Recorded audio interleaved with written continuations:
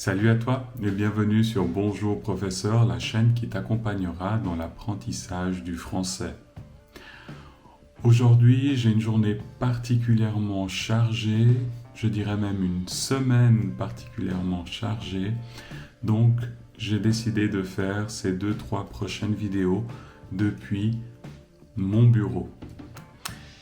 Ce n'est pas aussi beau que l'extérieur, les parcs, les monuments, mais c'est comme ça qu'on fera aujourd'hui. Je suis là aujourd'hui pour vous parler de l'impératif. L'impératif présent. C'est un temps qui est extrêmement utile dans certaines conditions et c'est ce qu'on va voir aujourd'hui. Donc l'impératif sert surtout à exprimer une obligation, un ordre, une nécessité. On va voir cela en détail. Mais tout d'abord, voyons voir comment on conjugue l'impératif. Petite astuce, vous prenez un verbe du deuxième ou du troisième groupe, on revient au premier groupe tout de suite après. Donc, prenons le verbe partir au présent. Je pars, tu pars, il, elle, on part, nous partons, vous partez, ils, elles partent. Très bien, petite révision. Donc en l'occurrence, qu'est-ce que vous allez faire? Vous allez prendre la deuxième personne du singulier, tu. Vous allez prendre la première et la deuxième personne du pluriel, nous et vous. Vous isolez cela et vous vous retrouvez avec l'impératif. C'est simple, non? Donc, nous avons dit au présent tu pars, nous partons, vous partez. Maintenant, pour l'impératif, nous prenons ces trois conjugaisons et nous enlevons le pronom sujet. Donc, je dirais tu pars au cinéma. Ça, c'est du présent. On a le pronom sujet, on a le verbe, et puis le reste, c'est une question. Tu pars au cinéma? Si on veut transformer ça, par exemple, en ordre, en impératif, on dira pars au cinéma. Ok? Donc, vous voyez, j'ai enlevé le pronom sujet. Récapitulons. On conjugue le verbe au présent. On isole le tu, le nous et le vous. Et on enlève justement le pronom sujet de la phrase. Ok? Donc les terminaisons seront principalement S, ONS, EZ. Pourquoi j'ai laissé le premier groupe pour la fin? Parce qu'il y a une petite particularité. Bien sûr, le français est fait d'exceptions. En l'occurrence, quand on conjugue par exemple parler au présent, donc je parle, tu parles, il, elle, on parle, nous parlons, vous parlez, il, elle parle. Donc on isole le tu, le nous et le vous. Tu parles, nous parlons, vous parlez.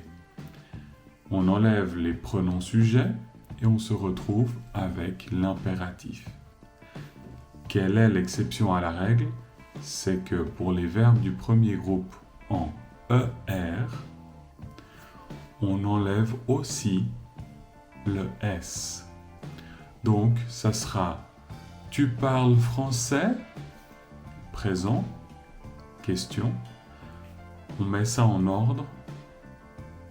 Parle français.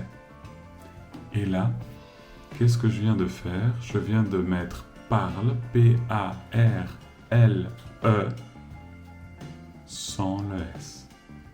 C'est l'exception à la règle. Ok? Donc, vous avez compris. Maintenant, prenons 2 ou 3 cas particuliers dans cette exception. on a besoin des fois de faire une liaison. Par exemple, si on prend le verbe aller. Aller termine en ER, donc quand on va isoler le tu vas, en l'occurrence, on ne va pas enlever le S. Dans le cas où on dirait vas-y. Justement, si on enlève le S comme l'exception le dit, on va dire va-y. Et va-y, c'est difficile à prononcer. Donc on rajoute ce S pour créer la liaison. Vas-y. La même chose avec le verbe manger. Mange-en, on va rajouter le S. Parle-en ou achète-en. Si vous ne savez pas ce que c'est le Y et le AN, ce sont des pronoms. Je vous laisse regarder cette vidéo. Maintenant que nous avons vu les terminaisons et expliqué comment elles fonctionnent, à quoi sert l'impératif? L'impératif est surtout utilisé dans les recettes de cuisine. Alors vous me direz, mais je ne cuisine pas, ça ne m'intéresse pas. Non, non, non, c'est très important.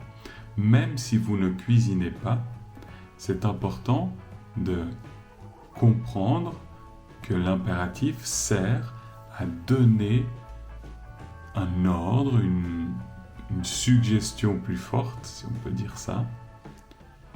Donc on pourra l'utiliser par exemple avec notre enfant. Mange ton plat. Mange ton plat.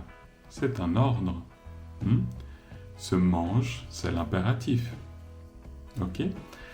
Mais il est surtout employé dans les recettes de cuisine, dans les itinéraires.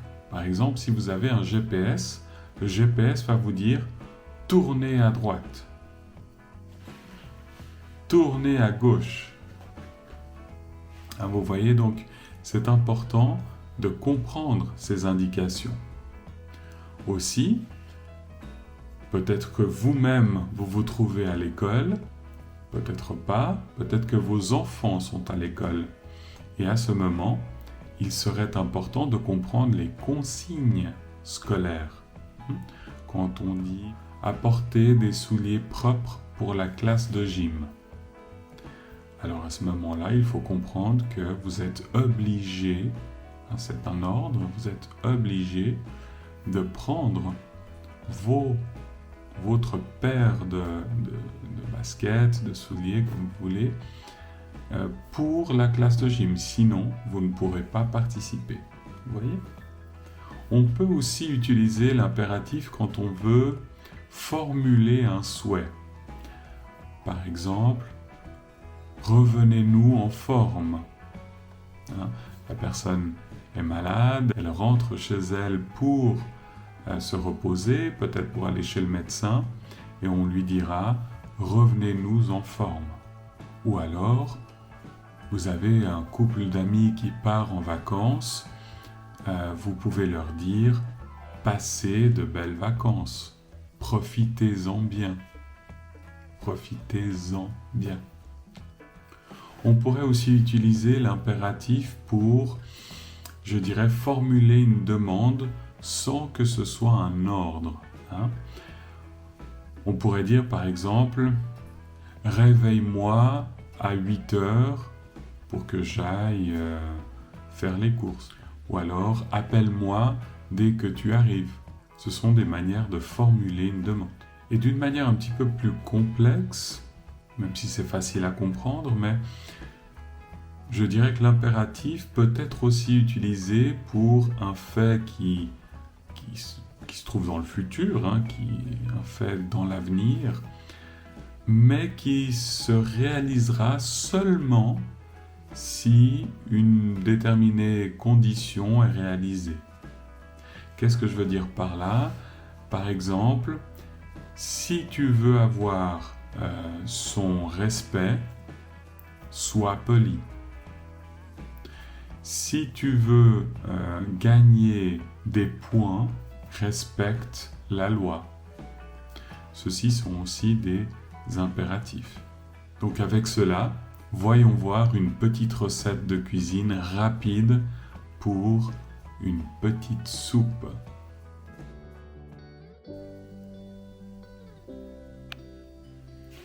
Lavez vos légumes et disposez-les sur une planche.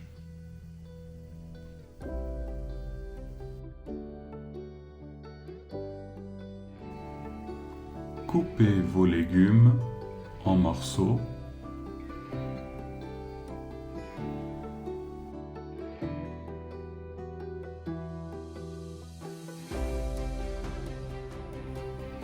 Faites bouillir l'eau. Versez vos légumes dans l'eau bouillante.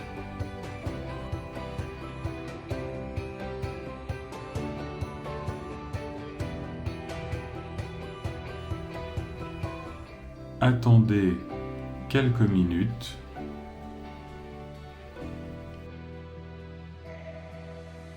Puis mixez le tout directement dans la casserole. Une fois le tout onctueux, versez et bon appétit.